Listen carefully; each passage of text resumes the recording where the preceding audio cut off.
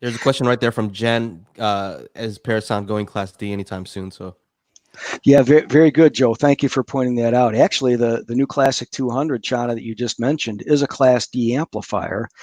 10 or 15 years ago, we really weren't aware of anybody who could make a Class D module that really worked and really sounded great. Now, Class D, because of its advantages of running cool and not taking up a lot of physical space, those are some huge advantages. And now, because there are so many different people in the amplifier world who are taking a serious look at it. So we're using some modules that we're getting from a company based in Denmark, and really, really good sounding for the money. In fact, Jana, at the Rocky Mountain Audio Fest in October, where you guys all were at that one, I think we had people coming by our room just kind of amazed that we had a $7,500 total system, including the NewClassic 200 integrated amplifier, which is only 1U high, so there's not much to it.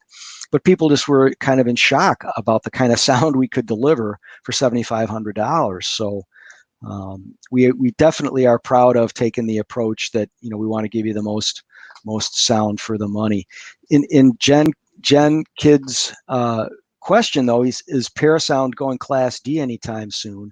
The way we think of it is what's the right tool for the job. So our latest amplifier, for example, the JC1 Plus, there's no way we could achieve what we want to achieve sonically by using Class D.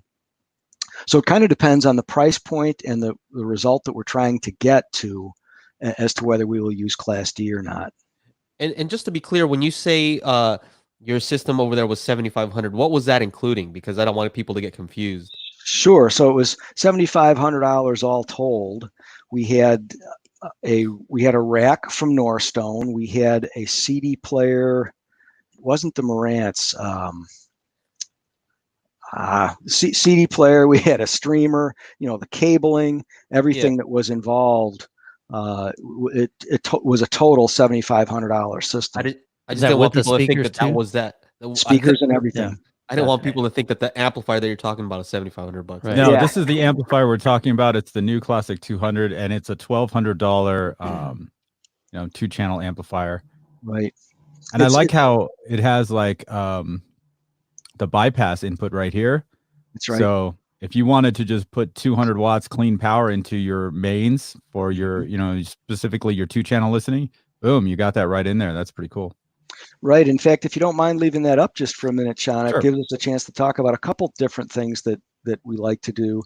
So this product actually has 3 analog input and 3 digital input. One of the analog inputs is for phono, but if you're not using a turntable at this point, you can just flip that switch over on the left-hand side. Yeah, you got your cursor right on it. And you can turn it from a phono input into a standard analog input. So that really adds a lot of flexibility for, because obviously there are people who are just loving vinyl these days. Vinyl's made a huge comeback, but there are other people who didn't grow up with a vinyl collection and they're not going to invest in it. So this would give somebody like that an additional input to use. A second thing that I think is really cool about this is you mentioned the bypass input. That's really good. And adds to the flexibility of it. The third thing I think is being able to control subwoofers, from the remote control is really a nice advantage, because there are so many people who, they find a really nice bookshelf speaker that fits their budget, and okay, maybe it doesn't have the bottom end that they'd really love to have, but there's so much clarity in the range that it does have, great. And then later on they add a subwoofer. Well, if you can control the subwoofer levels, from your remote control, that's a massive advantage. So this is, really a kind of a 2.1 approach, if you will. So, and it says high pass crossover there. Right. So you can actually decide whether to do some bass management within the piece or not. You can go full range or do some bass management. So does that mean I can adjust how low these bookshelf, let's say I have some bookshelf speakers, right? I can say limit it from what I see there, 140 down to 20? Yes, that's exactly right. So as you know, all good bookshelf speakers, even really, really, really high quality ones, at some point, the woofers just aren't going to be able to do too much. So if let's just say the bookshelf speaker that you picked is, sort of has a natural roll off at about 40 cycles. Well, if you're feeding that speaker full range, the woofers are going to, when they see a 25 or 20 hertz note, they're going to be trying like crazy to reproduce it, but they really can't. It's beyond their ability to do that.